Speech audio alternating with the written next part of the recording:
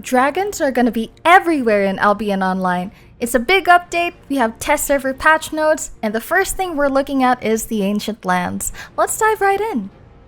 The Ancient Lands are accessed through portals in the open world, and where you enter from actually changes how the zone works. If you go in from a yellow zone, you land in a partial loot orange zone version of the Ancient Lands. That means you'll only drop things in your inventory if you're defeated. Enter from a black zone though, and it's full loot the entire time. So it's the same destination, but the risk is very different depending on where you start. There's also a 1200 IP soft cap inside the Ancient Lands, and the scaling depends on which version you're in. It's 20% in the orange zone and 35% in the black zone. So if you're bringing Gucci builds in there, keep in mind that your IP won't translate exactly the way you want it to. The portals themselves come in 3 sizes: small, medium, and large. And there's real matchmaking behind all this. Solo players are matched with other solo players, while small groups are matched against groups of a similar size. The same idea carries over to larger portals. So whether you're going in alone or with friends or with your guild, you're not just being thrown in against completely random group sizes. Now there's one important catch. These portals don't open immediately. Small portals take 30 minutes to unlock, medium portals take an hour, and large portals take a full 3 hours. And once one opens, you only have 3 minutes to actually go through it. Getting inside takes a little coordination too. Every party member has to ready up and channel before entering, and finishing that channel gives you a brief period of invulnerability. Well, that's good, because I don't want to get bombed while waiting for everybody. Once everyone's ready, the party leader decides when to go in. Honestly, I also have my own little ready up routine before I launch Albion. I usually have Twitch open, some music playing, a build guide nearby, and probably way too many tabs that I forgot about. And the last thing I want is my browser competing with Albion for resources. If you have a toaster for a laptop, and you're trying to play Albion while keeping tabs open for your guides and my streams, then Opera GX is my honest recommendation to install. Opera GX has GX Control, which lets you limit how much RAM and CPU the browser can use. So before you jump into any sort of lethal PvP, you can make sure it's not competing with Albion for performance. And if you're the kind of person who likes customizing everything, you can change the browser's themes, wallpapers, and sounds too.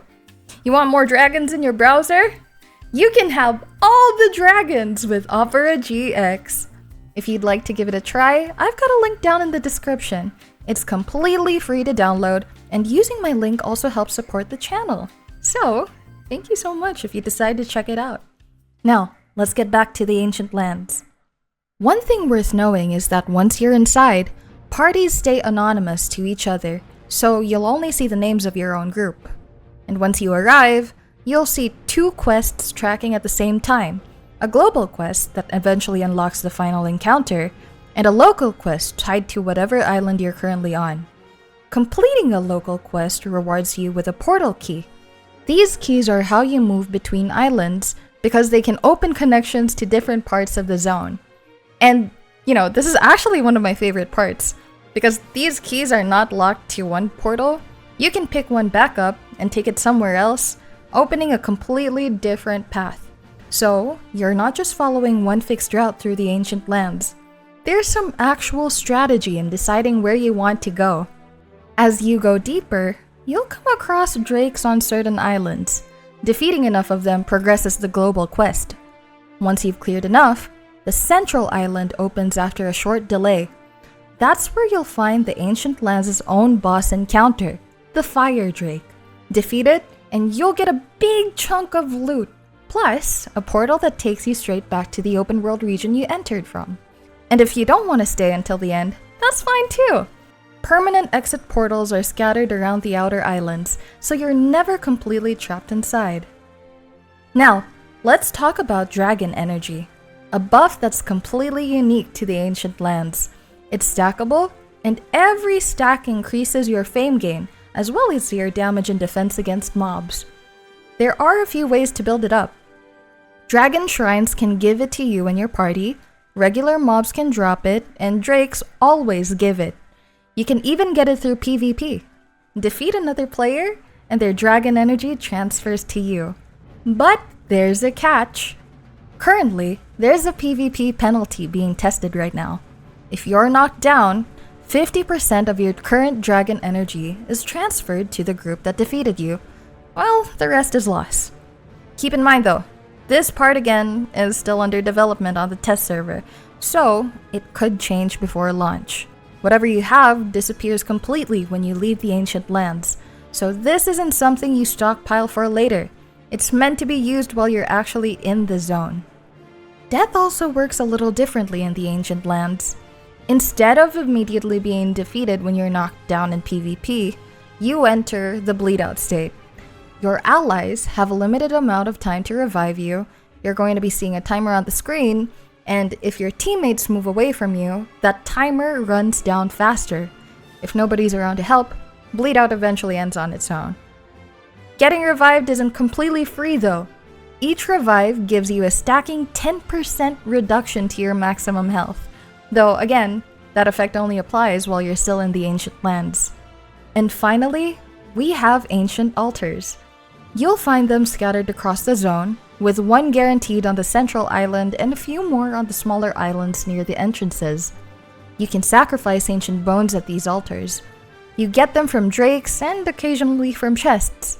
In return, you'll get dragon standing, fame, and a temporary fame bonus. A small sacrifice gives you 10% extra fame for an hour, while a larger one gives you 20% for 2 hours. And it isn't just for you. Nearby allies get the bonus too when the ritual finishes. So, this is another mechanic that actually rewards you for doing it together. Dragon standing is actually its own progression track with some pretty nice cosmetic rewards attached.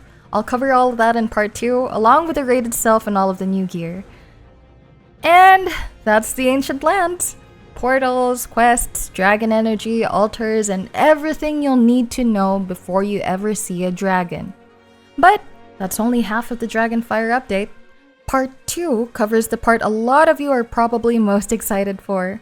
We'll get into the Dragon Sanctuary raid, Azarian himself, the new Drake mount, and every piece of new gear and what it actually does. If this guide helped you out, I'd really appreciate a subscribe. It's gonna help a lot since I'm just starting out YouTube. The Opera GX link is still down in the description if you'd like to check it out too. Thank you so much for watching, and I'll see you in part 2.